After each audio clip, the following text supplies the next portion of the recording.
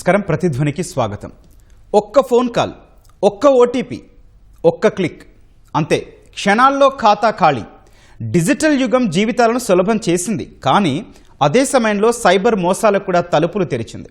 UPI, net banking, credit కార్డులు, వీటిల్లో ఏ ఒక్క పొరపాటు చేసినా ఖాతాలోని డబ్బంతా మాయమవుతుంది. ఇలాంటి సమయంలో బాధితులకు భరోసా కలిగించేలా ఆర్బీఐ కీలక నిర్ణయం తీసుకుంది. చిన్న మొత్తంలో జరిగిన డిజిటల్ మోసాలకు 25,000 వరకు నష్టపరిహారం అందించేలా ప్రతిపాదనలు చేసింది. సైబర్ నేరాలతో కస్టమర్లే కాకుండా బ్యాంకింగ్ సంస్థలు తీవ్ర పరిణామాలు ఎదుర్కోవాల్సి వస్తుంది. వాటికి చెక్ పెట్టేందుకే నష్టపరిహారం అందించేందుకు చర్యలు చేపట్టింది ఆర్బీఐ. ఒక్క క్లిక్తో కోటాను కోట్ల రూపాయలు పోగొట్టుకుంటోన్న తరుణంలో ఆర్బీఐ ప్రతిపాదనలు ఆహ్వానించదగ్గవే. మరి ఈ ప్రతిపాదనలు ఎప్పటికీ అమల్లోకి రావచ్చు? ఇదే సమయంలో సైబర్ నేరాల బారిన పడకుండా ఉండాలంటే ఎలాంటి జాగ్రత్తలు పాటించాలి? ఇదే అంశంపై నేటి ప్రతిధ్వని. ఈరోజు చర్చలో పాల్గొంటున్న వారు అనిశెట్టి అనిల్ గారు, ఈఎస్ఎఫ్ ల్యాబ్స్ వ్యవస్థాపకులు, ప్రసాద్ పాటిబండ్ల గారు, సైబర్ నిపుణులు. నమస్తే అండి ఇద్దరికి. నమస్తే సార్. నమస్తే సార్. అనిల్ గారు, సైబర్ నేరాల్లో ఎంతో మంది ఎంతో డబ్బు కోల్పోతున్నారు. అట్లాంటి వారికి ఆర్బీఐ ప్రతిపాదించిన నష్టపరిహారం 25,000, దీన్ని ఎట్లా చూడాలి? బాధితులకు కలిగే ఊరట ఎంత అండి? ముందుగా అందరికీ చాలా మంచి టాపిక్ అండి. అందరికీ ధన్యవాదాలు. సో ఆర్బీఐ తీసుకున్న ఈ నిర్ణయం మానిటరీ పాలసీ కమిటీ అని వీళ్ళు రీసెంట్గా తీసుకున్న నిర్ణయం వల్ల డెఫినెట్లీ చాలా వరకు ఇది కొంతవరకు ఎవరైతే నష్టపోయారో వాళ్ళందరికీ ఒక మంచి ఊరటని చెప్పొచ్చు అండి. ఎందుకంటే ఇందులో పెద్ద పెద్ద మనీ పోగొట్టుకునే వాళ్ళకన్నా చిన్న చిన్న మనీ పోగొట్టుకునే వాళ్ళు చాలా ఎక్కువ మంది ఉంటారండి. సో వీళ్ళు ఏంటంటే అమౌంట్ చిన్నది కాబట్టి ఒక్కొక్కసారి వీళ్ళు కంప్లైంట్ చేయడానికి కూడా ముందుకు రాలేకపోవచ్చు. అలాంటి వాళ్ళకి ఖచ్చితంగా ఇది ఒక భరోసా ఇస్తుంది. ఏంటంటే మనం కూడా వెళ్ళి రిపోర్ట్ చేయొచ్చు. రిపోర్ట్ చేస్తే మనీ అనేది బ్యాక్ వస్తుంది, కొంతవరకు రికవరీ చేసుకోవచ్చు అనే దానికి దీన్ని ఖచ్చితంగా ఒక పాజిటివ్ నోట్లోనే మనం చూసుకోవాలండి. ఎందుకంటే చాలాసార్లు క్రైమ్ జరిగినప్పుడు మనం చూసుకుంటే మేజర్గా ఒక 10,000, 15,000 క్రైమ్ ఫ్రాడస్టర్స్ కూడా ఈ డిఫరెంట్ గ్రూప్స్ ఉంటారండి. మేజర్ గా మోర్ దాన్ లాక్స్ లో కొట్టే అంటే అలాంటి వాటిని దోచుకునే వాళ్ళు వేరుగా ఉంటారు. ఈ చిన్న చిన్న క్రైమ్స్ చేసి దొరకకుండా వాళ్ళకి తెలుసు అనమాట, ఇంత చిన్న అమౌంట్ అయితే ఖచ్చితంగా ఇది కేసు నమోదు అవ్వదు అని. అలాంటి వాళ్ళకి ఖచ్చితంగా ఆర్బీఐ తీసుకునే నిర్ణయం వల్ల వాళ్ళు ఇచ్చిన గైడ్ లైన్స్ లో, ప్రిలిమినరీ గైడ్ లైన్స్ లో ఏం చెప్తున్నారంటే అండి, అప్ టు 25,000 వరకు 85% ఆఫ్ ద మనీ ఇది వాళ్ళు ఎవరైతే విక్టిమ్, ఎవరైతే మనీ లాస్ట్ అవుతారో వాళ్ళకి పే చేసే ఉంటుంది. అంతకన్నా తక్కువైనా కూడా 85% ఆఫ్ ద అమౌంట్, అంతకన్నా 25,000 కన్నా ఎక్కువ అమౌంట్ పోయినా కూడా 25,000 రూపీస్ నుంచి 85% ఆఫ్ ది మనీ వీళ్ళు రికవరీ కింద ఇస్తారండి. ఖచ్చితంగా ఇది ఎందుకు మనకు ఉపయోగపడుతుంది అంటే, ఒకటి లాస్ట్ అయిన వాళ్ళకి కొంత భరోసా, రెండు రిపోర్టింగ్ చేసే వాళ్ళు పెరుగుతారు. ఈ క్రైమ్ ఇలా జరిగింది, మనీ లాస్ట్ అయ్యమని వాళ్ళని ఎంకరేజ్ చేయడం అవుతుంది. ఖచ్చితంగా బ్యాంక్ అనేది ఒక దేశానికి వెన్నుముక్క లాంటిదండి. ఈ బ్యాంకింగ్ సిస్టమ్ మీద మనం ఖచ్చితంగా కొంతవరకు నమ్మకం కలిగించడం కోసం ఈ ఆర్బీఐ తీసుకునే నిర్ణయం ఏదైతే ఉందో ఖచ్చితంగా ఇది హెల్ప్ అవుతుందని అనుకుంటున్నాను. రైట్. ప్రసాద్ గారు, చిన్న మొత్తాల్లో మోసపోయిన వారికి నష్టపరిహారం అంటే ఆ చిన్న మొత్తం అంటే డెఫినేషన్ ఏంటండి? అంటే ఎంత మొత్తంలో నష్టపోతే పరిహారం ఎట్లా అందిస్తారు? విధి విధానాలు ఎట్లా ఉన్నాయండి? ముందుగా ఈటీవీ ప్రేక్షకులకు నమస్కారం అండి. దీనికి ఆర్బీఐ రీసెంట్గా మన అనిల్ గారు చెప్పినట్టు కూడా మన ఆర్బీఐ ఏం చేసిందంటే ఒక డిజిటల్ కంపెన్సేషన్స్ యాక్ట్ అనేది ఒకటి, ఒక పర్టికులర్ ఫ్రేమ్వర్క్ అనేది ఒక దాన్ని తీసుకొచ్చింది. దాంట్లో ఏంటంటే క్లియర్గా కొంత డిఫైన్ చేసింది అనమాట. ఏమనంటే 50,000 లోపు ట్రాన్సాక్షన్ జరిగి ఆ 50,000 లోపు ఎవరైతే నష్టపోతారో వాళ్ళు ఎప్పుడైతే ఈ డబ్బులు పోయినంటే ఇమీడియట్గా, అంటే దీనికి కూడా కొన్ని చెప్పింది, అంటే ఒకవేళ ఎవరైతే సంఖదారుడు ఉంటాడో లేదా కస్టమర్ ఉంటాడో ఆయన ఒకవేళ పిన్ ఇచ్చినా కానివ్వండి, ఓటీపీ చెప్పినా కానివ్వండి, అది ఒక యూపీఐ ట్రాన్సాక్షనే కాదండి. యూపీఐ ట్రాన్సాక్షన్ కానివ్వండి, లేకపోతే ఆన్లైన్ బ్యాంకింగ్ కానివ్వండి, లేకపోతే ఒకవేళ ఆయన దగ్గర కార్డు లేకుండా వేరే కార్డు, ఆయన చేతిలో కార్డు లేకుండా వేరే వాళ్ళు కార్డు క్లోన్ చేయడమో లేదా స్కిమ్ చేసి ఒకవేళ ట్రాన్సాక్షన్ చేసినా కూడా ఈ 3 యాక్టివిటీస్ కూడా ఈ డబ్బులు అప్లికబుల్ అవుతుంది. పర్టికులర్గా దీన్ని ఎవరికి స్పాట్ చేశారంటే, పర్టికులర్గా ఎవరైతే రూరల్ పీపుల్ ఎవరైతే ఉన్నారో, గ్రామీణ వాళ్ళు, అలాగే వయోవృద్ధులు, సీనియర్ సిటిజన్స్, అలాగే పర్టికులర్గా విలేజ్ పీపుల్ అంటే గ్రామీణ వాళ్ళని, వీళ్ళని పర్టికులర్గా టార్గెట్ చేసుకుని ఈ యొక్క పర్టికులర్ ఫ్రేమ్వర్క్ తీసుకురావడం ద్వారా పర్టికులర్గా ఈ గ్రామీణ వాళ్ళు కానివ్వండి, వయోవృద్ధులు కానివ్వండి, వీళ్ళలో ఒక భరోసా పెరుగుతుంది. ఖచ్చితంగా నాకు ఒక క్రైమ్ జరిగితే అంటే నాకు డబ్బులు పోయినా కూడా నేను సిస్టమ్కి రిపోర్ట్ చేయగలిగితే నా డబ్బులు నాకు వస్తాయి అనే ఒక భరోసా క్రియేట్ అవ్వడం చాలా ఎక్కువ ఉంటుందండి. పర్టికులర్గా యూపీఐ ట్రాన్సాక్షన్స్లో మోర్ దాన్ 1 lakh ట్రాన్సాక్షన్స్ కంటే కూడా బిలో 50,000 ట్రాన్సాక్షన్స్ చాలా క్వాంటిటీ ఎక్కువ, వాల్యూమ్ కూడా ఎక్కువ. వీళ్ళు ఎవరైతే ఈ ఫిషింగ్ అటాక్స్ కానివ్వండి, లేకపోతే ఓటీపీ ఫ్రాడ్స్టర్స్ కానివ్వండి, లేదా SMS ద్వారా లేకపోతే స్మిషింగ్ అటాక్స్ చేసే వాళ్ళు ఎప్పుడైనా సరే ఈ 10,000, 20,000, 50,000 లోపే ట్రాన్సాక్షన్స్ ఎక్కువ వాల్యూమ్ ఉంది. అది ఎక్కువగా ఈ డైలీ వేజెస్ చేసేవాళ్ళు, లేకపోతే స్ట్రీట్ వెండర్స్, అంటే ఇన్పుట్స్ కూడా ఇవే ఎక్కువ ఉన్నాయి. ప్రసాద్ గారు, ఆ బాధితుడు పరిహారం పొందాలంటే వెంటనే ఏ చర్యలు తీసుకోవాలండి? అంటే ఎంత సమయం లోపల ఫిర్యాదు చేయాలి? ముందుగా పోలీస్ స్టేషన్ లేక బ్యాంక్ ఎవరిని సంప్రదించాలి? లేదండి, మనకి దీనికి ఒక విండో పీరియడ్ పెట్టారండి.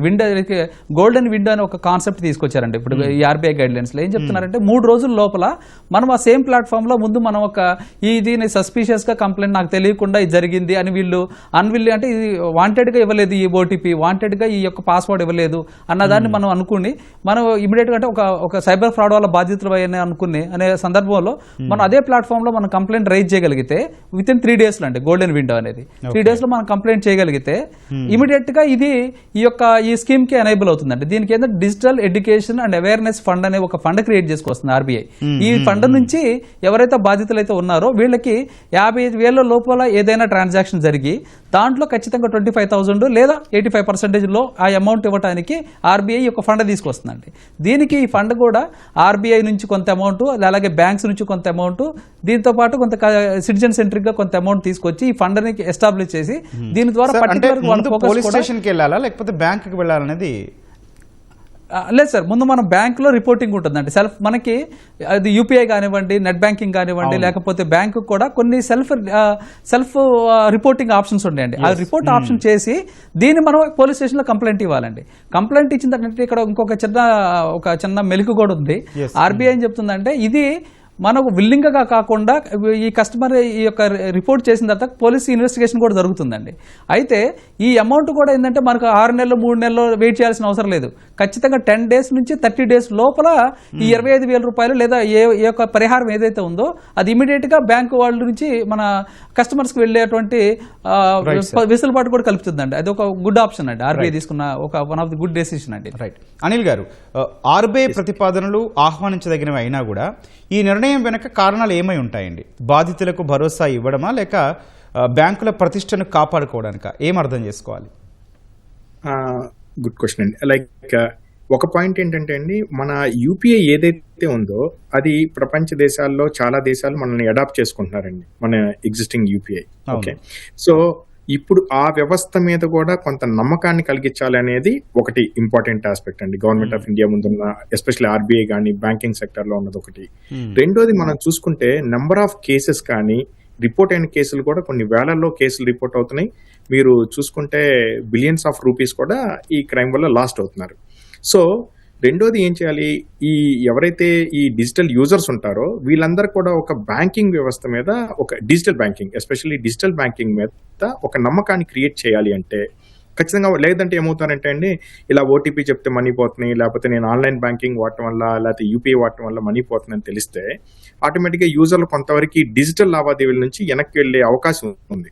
సో మళ్ళా వాళ్ళ మీద ఒక చిన్న నమ్మకం కలిగించాలంటే ఖచ్చితంగా ఇలాంటి పాలసీలు గైడ్ లైన్స్ చాలా ఇంపార్టెంట్ అండి. మీరు రీసెంట్గా తీసుకుంటే ఇది రీసెంట్గా నేను చూసిన కొత్త మోడల్స్ ఆఫరండి. సో ఫ్రెండ్కి ఏంటంటే ఇతను ఒక కార్ డ్రైవర్, ఇతనికి మీ కారు రాంగ్ డైరెక్షన్ వెళ్ళింది కాబట్టి ఒక చలానా వచ్చిందని ఒక వాట్సాప్ మెసేజ్ వచ్చింది. ఆ చలానాలో డీటెయిల్స్ చూసుకోవాలి అంటే మీరు ఈ అప్లికేషన్ ఇన్స్టాల్ చేసుకోండి అని చిన్న ఏపీకే ఫైల్ పంపించారు. సో రెండోది ఏం చెప్పారంటే, ఒకవేళ మీరు ఇది కనుక చేయకపోతే మీరు కోర్టుకి వచ్చి లోకల్ కోర్టులో మీరు హాజరవ్వాల్సి ఉంటుంది అని చెప్తే వీళ్ళు బేసిక్గా ఏం చేస్తారంటే అతను జస్ట్ ఆ ఏపీకే ఇన్స్టాల్ చేసుకొని పెట్టుకుంటే ఆల్మోస్ట్ అబౌట్ ఫస్ట్ టైం నేను చూసాను ఒక 5 lakh రూపీస్కి లోన్కి ఇతన్ని బినామీ చేశారనమాట. ఆ అప్లికేషన్లో ఇతను ఏమేమి ఇచ్చాడు అంటే వాళ్ళు అడిగిన డీటెయిల్స్ నేము, పాన్ కార్డు, ఆధార్ కార్డు, ఈ బ్యాంక్ డీటెయిల్స్ ఇచ్చారండి. పోయి యాక్చువల్గా బ్యాంక్ లో వెళ్తే తర్వాత ఇతను బ్యాంక్ వెళ్ళి రిపోర్ట్ చేసినా కూడా ఇతనికి చాలా క్వశ్చన్స్ ఏంటంటే ఆ నామినీ కింద రిమూవ్ చేయాలన్నా, ఈ అష్యూరెన్స్ ఇచ్చిన దాని నుంచి రిమూవ్ చేయాలన్నా కూడా ఇప్పటికీ అతను కొంత ఇబ్బందిని ఫేస్ చేస్తున్నాడు.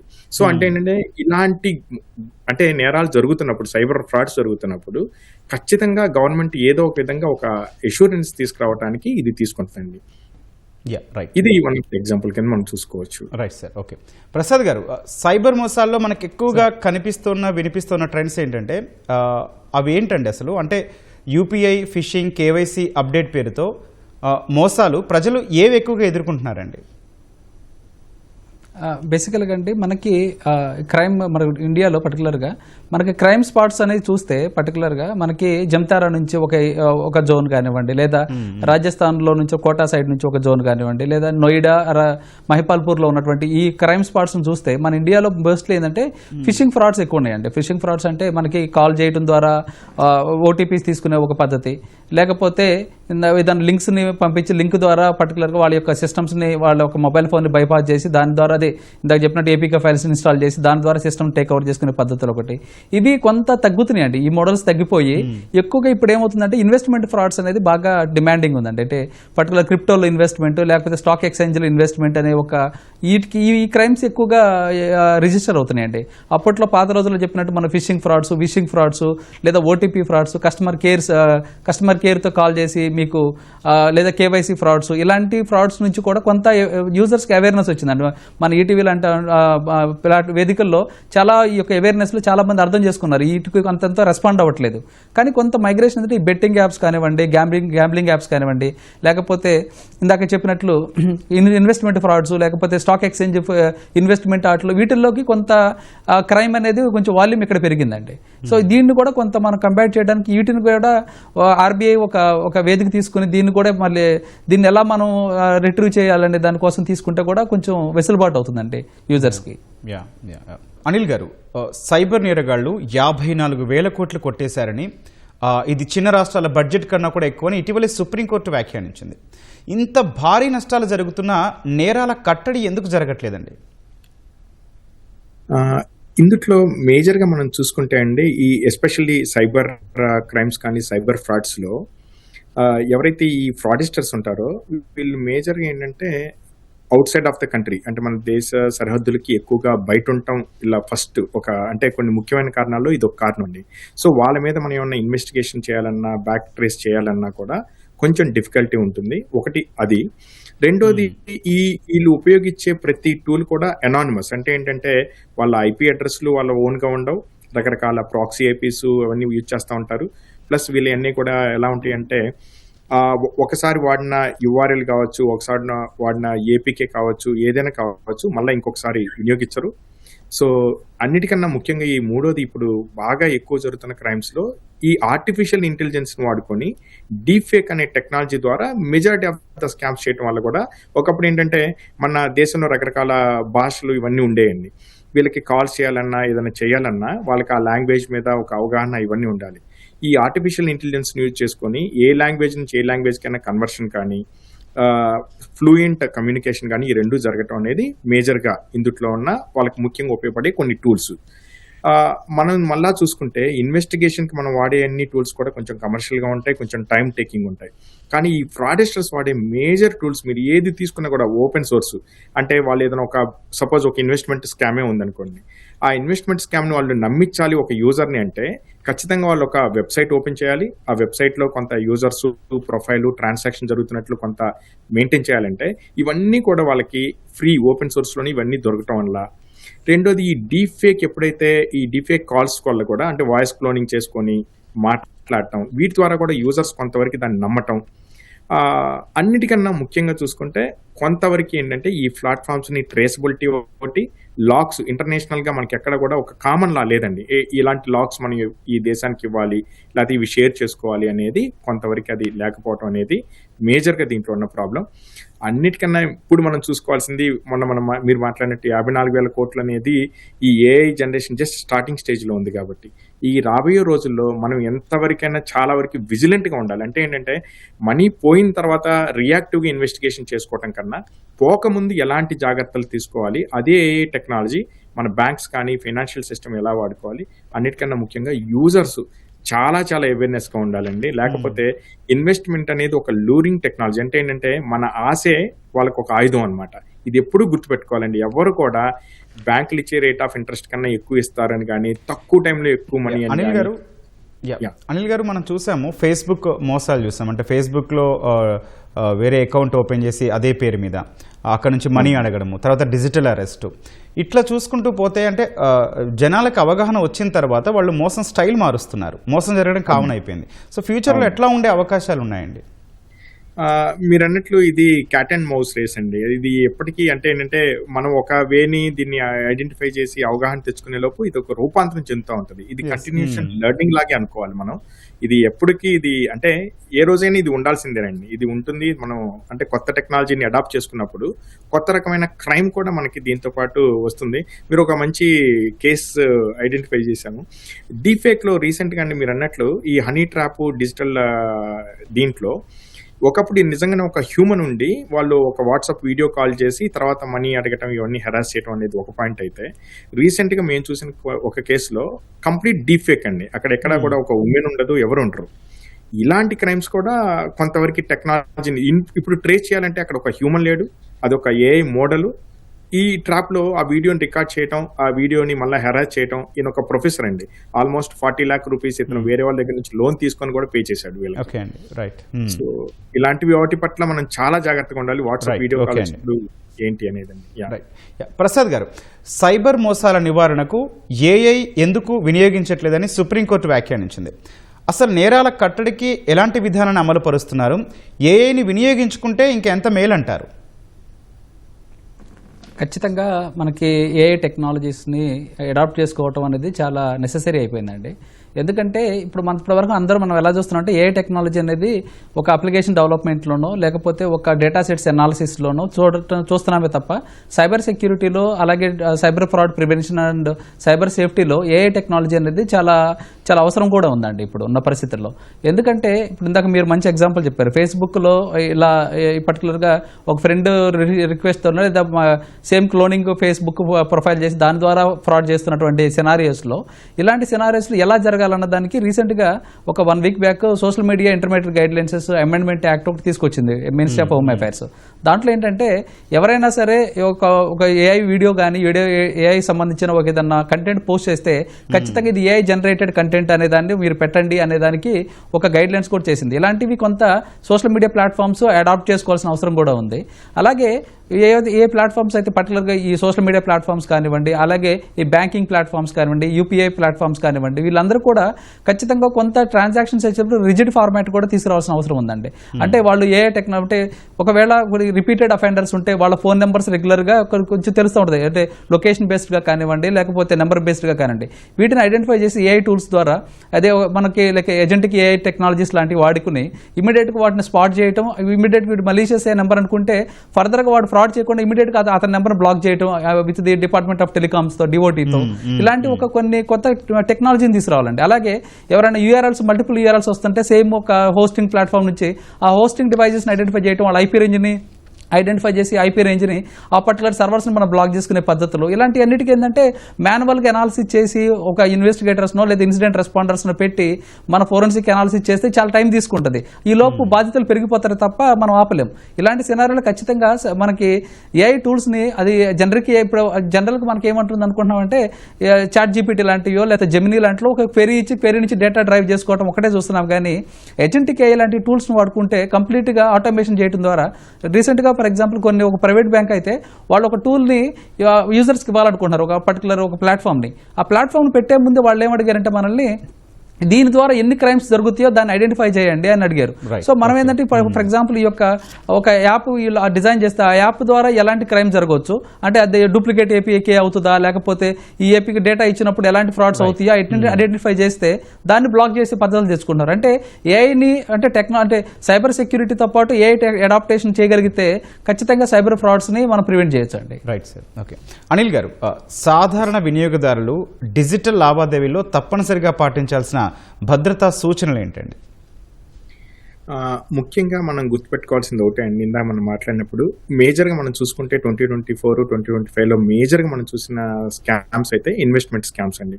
ఎప్పుడైనా కానీ ఆ పర్టికులర్ ఆర్గనైజేషన్ ఎప్పుడు రిజిస్టర్ అయింది. మనం ఎట్లా అయితే మనం ఒక అమెజాన్ లో ఒక ప్రోడక్ట్ కొనుక్కునేటప్పుడు ఒక రివ్యూస్ చూస్తామో, కామెంట్స్ చూస్తామో, రేటింగ్స్ చూస్తామో, అట్లానే ఒక ఇన్వెస్ట్మెంట్ పెట్టే ముందు ఆ కంపెనీ రిజిస్టర్ ఆఫ్ కంపెనీస్ లో రిజిస్టర్ అయి ఉందా, బోర్డ్ ఆఫ్ డైరెక్టర్స్ ఎవరున్నారు, ఇవన్నీ పబ్లిక్ లో దొరికే ఇన్ఫర్మేషన్ అండి. ఒకవేళ ఎవరికైనా తెలియపోయినా జస్ట్ గూగుల్లో ఆ కంపెనీ గురించి టైప్ చేస్తే ఆటోమేటిక్గా చాలా వరకు మనకి డైరెక్టర్స్ ఎవరు, కంపెనీ ఎప్పుడు ఫామ్ అయింది, మొత్తం డీటెయిల్స్ వస్తాయి. సో అలాంటి ఇన్వెస్ట్మెంట్స్ మీరు పెట్టే ముందు చాలా జాగ్రత్తగా ఉండండి. తక్కువ టైంలో ఎక్కువ ఇన్వెస్ట్మెంట్ అనేది, రిటర్న్ అనేది ఇది ఒక మోసపూరితంగా ఒక రెడ్ ఫ్లాగ్ లాగా గుర్తుపెట్టుకోవాలండి. అది ఫస్ట్, ఎందుకంటే మెజారిటీ ఆఫ్ ద స్కామ్స్ అక్కడ జరుగుతున్నాయి కాబట్టి. రెండోది, ముఖ్యంగా ఎవరైనా మనకి లింక్స్ పంపించినప్పుడు ముఖ్యంగా మనం చూసుకోవాల్సిన ఫస్ట్ అండ్ ఫార్మోస్ట్ ఇంపార్టెంట్, ఆ ఏపీకేని ఎప్పుడైనా అన్ఫార్చునేట్లీ డౌన్లోడ్ చేయాల్సి వచ్చినప్పుడైనా ఏదైనా కానీ సేమ్ ఇది అసలు ప్లే స్టోర్లో కానీ గూగుల్ స్టోర్లో నుంచి వస్తుందా, లేకపోతే ఒక పబ్లిక్ ఇంటర్నెట్లోంచి గూగుల్లోంచి ఏదైనా వెబ్సైట్లోంచి ఏపీకే డౌన్లోడ్ అవుతుందా, ఇది ముఖ్యంగా చూసుకోవాల్సిన ఫస్ట్. రెండో పద్ధతి అండి.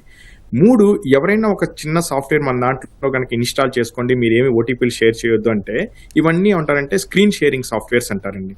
వీటి పక్కన కొంత మనకి అవగాహన కలిగి ఉండాలి. ఒకప్పుడు ఈ స్క్రీన్ షేరింగ్ సాఫ్ట్వేర్స్ అన్ని కూడా కార్పొరేట్ ఆఫీసులో రిపోర్ట్ సపోర్ట్, ఒక కంప్యూటర్ ఏదైనా ప్రాబ్లం వచ్చినప్పుడు ఆ కంప్యూటర్లో నుంచి మనం చూస్తూ ఉండి వాళ్ళని గైడ్ చేస్తూ ఉంటాం. సేమ్ మొబైల్ కూడా అలాంటి యాప్సే ఉన్నాయండి. ఈ యాప్ ఏం చేస్తుందంటే, మనం మొబైల్లో ఏం చేస్తున్నామో అవతల కూర్చున్న ఫ్రాడస్టర్ ప్రతి యాక్టివిటీ గమనిస్తూ ఉంటాడు. అతను ఓటీపీ పంపించినప్పుడు మనం చెప్పనక్కర్లేదు, ఓటీపీ ఇక్కడ స్క్రీన్ మీద కనిపిస్తూ ఉంటుంది, ఈ స్క్రీన్ రికార్డ్ ద్వారా తను చూస్తూ ఉంటాడు అనమాట. సో ఇలాంటి యాప్స్ గురించి కొంత ఐడియా మనకు కలిగి ఉండాలి. ఎలాంటి యాప్స్ ఉంటాయి, ఇందులో టీమ్ వ్యూవర్ అని డిఫరెంట్ యాప్స్ ఉన్నాయండి. ఈ యాప్స్ ఏంటి అనేది తెలుసుకొని మనకు ఒక అవగాహన ఉండాలి. ముఖ్యంగా నేను చూసిన ఇంకొక పెద్ద ఫ్రాడ్ ఏంటంటే, మనం ఎప్పుడైనా ఒక మనీ పోయినప్పుడు బ్యాంక్ హెల్ప్ లైన్ నెంబర్ కోసం మళ్ళీ మనం గూగుల్కి వెళ్ళి సెర్చ్ చేస్తామండి. ఈ ఫ్రాడిస్టర్స్ మెజారిటీ ఆఫ్ ది ఏం చేస్తారంటే సెర్చ్ ఇంజిన్ ఆప్టిమైజేషన్ అంటాం. వాళ్ళే ఒక ఫ్రాడ్లెంట్ కాల్ సెంటర్ పెట్టుకొని కొన్ని నెంబర్స్ రిజిస్టర్ చేసి పెట్టుకుంటారు. మనం దానికి అప్రోచ్ అయితే వాళ్ళు గైడ్ చేస్తారు, ఏమని ఇట్లా లింక్ క్లిక్ చేయండి, లేకపోతే అదర్వైజ్ కామన్ యూజర్ ఎప్పుడు కూడా అండి ఇలాంటి లింక్స్ క్లిక్ చేయరు, యాప్స్ ఇన్స్టాల్ చేయరు అంత ఈజీగా. ఈ బ్యాంక్ టోల్ ఫ్రీ నెంబర్ కదా అని వీళ్ళు ట్రైల్ చేసి ఈ మోసానికి పోతూ ఉంటారు. దయచేసి మీరు ఎప్పుడైనా సరే బ్యాంక్ కస్టమర్ కేర్ కి కాంటాక్ట్ చేయాలంటే ఆ బ్యాంక్ వెబ్సైట్కి వెళ్ళండి. ఆ బ్యాంక్ వెబ్సైట్ లో ఉన్న కస్టమర్ కేర్ నెంబర్ నుంచి మాత్రమే దీని గురించి రిపోర్ట్ చేయాలన్నమాట మన క్రైమ్ ని.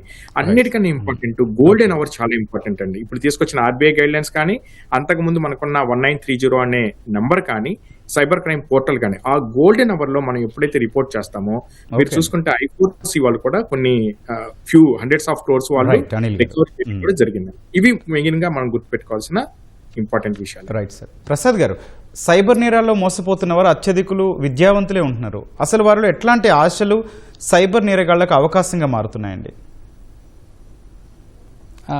ఇందాకే మనం అన్నట్లు రీసెంట్గా కూడా చూసామండి, పబ్లిక్ సర్వీస్ ఆఫీసర్స్ కానివ్వండి, లేదా గవర్నమెంట్ సర్వీసెస్లో ఉన్న వాళ్ళు కూడా ఎక్కువ మంది అవడానికి కారణం ఏంటంటే స్టాక్ ఇన్వెస్ట్మెంట్స్ ఒకటి, రెండోది ఈ బెట్టింగ్ అండ్ గ్యాంబ్లింగ్ యాప్స్ ఒకటి, మూడోది ఏంటంటే ఈ క్రిప్టో కరెన్సీలో ఇన్వెస్ట్మెంట్ అండి. ఈ మూడింటి ద్వారా ఎక్కువ మంది ల్యూర్ అవుతున్నారు. అంటే 1x మీరు 1x పెడితే 10x దాకా మీకు ఇంట్రెస్ట్ వస్తుంది అనేది ఒక చిన్న ల్యూరింగ్ చేయడంతో ఎక్కువ మంది వీటికి అడాప్ట్ అవుతున్నారండి. అంటే కొంచెం లోన్లు తీసుకురావడమో, లేకపోతే ఇంకో హ్యాండ్ లోన్ తీసుకుని కూడా పెట్టేవాళ్ళు కూడా చాలా మంది ఉన్నారు.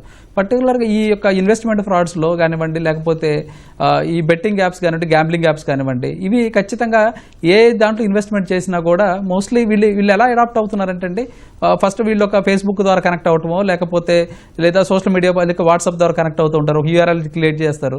అక్కడ నుంచి వీళ్ళు ఒక మీకు కౌన్సిలింగ్ ఇస్తామో, గైడెన్స్ ఇస్తామని ఒక టెలిగ్రామ్ యాప్లోకి తీసుకెళ్తారు. అక్కడ కమ్యూనికేట్ అయిన తర్వాత వీళ్ళకి వాళ్ళలోని కొంతమంది ఫ్రెండ్స్ ఏం చేస్తారంటే, నాకు ఈ రోజు నేను 10,000 పెట్టాను, నాకు ఈ రోజు 50,000 వచ్చినాయి అని ఒక ఫేక్ స్క్రీన్ షాట్స్ పెడుతూ ఉంటారు. ఇవి చూడంగానే మనకు కూడా ఒక క్యూరియాసిటీ పెరుగుతుంది. ఓకే, నేను 10,000 పెడితే 50,000 వచ్చేస్తుంది కదా, నేను బ్యాంక్లో పెడితే నాకు ఇంత 2 రూపీస్ ఇంట్రెస్ట్ లేదా 1 రూపీ ఇంట్రెస్ట్ వస్తుంది, ఇది బెటర్ కదా అన్నట్లు వీళ్ళందరూ ఏం చేస్తున్నారంటే ఇమీడియట్ గా వీటిల్లో పెడతారు. ఫస్ట్ పెట్టినప్పుడు వాటి తెలివిగా ఏం చేస్తారంటే, మనం ఒక 50,000 పెట్టాం అనుకోండి, వాడు ఒక 75,000 రూపాయలు వేస్తాడు. అట్లా 2-3 ట్రాన్సాక్షన్స్ సక్సెస్ఫుల్ చేస్తాడు మనల్ని. సో 4th టైంలో ఏం చేస్తారంటే, ఇమీడియట్ గా మనం ఎప్పుడైతే బిగ్ అమౌంట్ లైక్ 1 lakh లేకపోతే 10 lakhs 1 crore ఇన్వెస్ట్ చేసిన తర్వాత మనకి వాడు ఒక సూడో వెబ్సైట్ పెడతాడు, దాంట్లో ట్రాన్సాక్షన్ చూపిస్తాడు. అంటే మనకు మీరు పెట్టిన డిపాజిట్ ఎంత, మీకు వచ్చిన ఇంట్రెస్ట్ ఎంత అంటాడు. ఫస్ట్ టైం సెకండ్ టైం నేను విత్డ్రా చేసినప్పుడు నాకు విత్డ్రా అవుతుంది, సెకండ్ టైం థర్డ్ టైం చేసినప్పుడు స్క్రీన్ లో కనిపించేది తప్ప నాకు రాదు అమౌంట్. అప్పుడు అర్థమవుతుంది అనమాట నేను మోసపోయాను అన్నది. సో ఇలాంటి మోస్ట్లీ ఈ క్రిప్టో కరెన్సీ ఇన్వెస్ట్మెంట్స్ కానివ్వండి, స్టాక్ ఎక్స్చేంజ్ ఇన్వెస్ట్మెంట్స్ కానివ్వండి, లేకపోతే బెట్టింగ్ అండ్ గ్యాంబ్లింగ్ ఇన్వెస్ట్మెంట్స్ కానివ్వండి, అదే ప్లేస్ కానివ్వండి, ఇవి ఖచ్చితంగా లాస్ అవుతాడు తప్ప యూజర్ ఎప్పుడు బెనిఫిట్ అయ్యేది ఎప్పుడు ఉండదండి. రైట్ సార్, ఓకే, ధన్యవాదాలండి అనిల్ గారు అట్లాగే ప్రసాద్ గారు చర్చలో పాల్గొన్నందుకు. రైట్, ఒక్క క్లిక్తో ఖాతాలు ఖాళీ అయిపోతున్నాయి సైబర్ నేరగాళ్ల చేతివాటంతో. అయితే ఇట్లాంటప్పుడే అవగాహన ఉండాలి. ఒక ఓటీపీ కావచ్చు, కాల్ కావచ్చు, ఏది వచ్చినా సరే మోసం జరుగుతుందేమో అన్న అవగాహనతో ఉండడం మేలంటున్నారు. అట్లాగే సోషల్ మీడియా వాడేటప్పుడు కూడా జాగ్రత్తగా ఉండడం మేలంటున్నారు. ఆశ కన్నా కూడా అవగాహన ముఖ్యమంటున్నారు నిపుణులు. ఇది నేటి ప్రతిధ్వని. నమస్కారం.